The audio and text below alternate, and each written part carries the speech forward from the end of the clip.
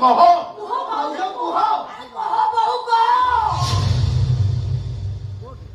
ମୋ ସ୍ୱାମୀ ଚାହୁଁଛନ୍ତି ସ୍ୱାମୀ ସ୍ତ୍ରୀର ସମ୍ପର୍କ ଆରମ୍ଭ ହେବା ପୂର୍ବରୁ ମୁଁ ବିଧବା ହେଇଯାଏ।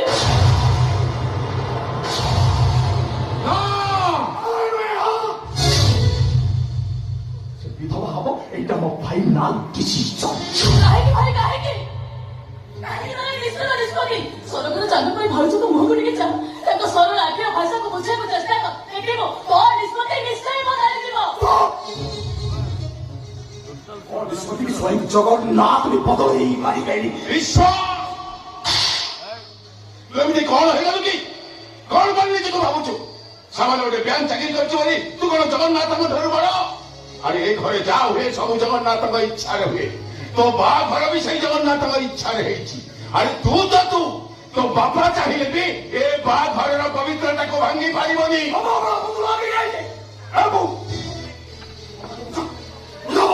ସତ କହୁଛୁ ଏ ବଂଶର ଛୁଆ ଆମକେ ବୋଉ ହେଇ ରହିଲେ ମୋ ମରିବାଟା ପାଇଲା। ତୁ ଯେ ମରିନୁ କାହିଁକି?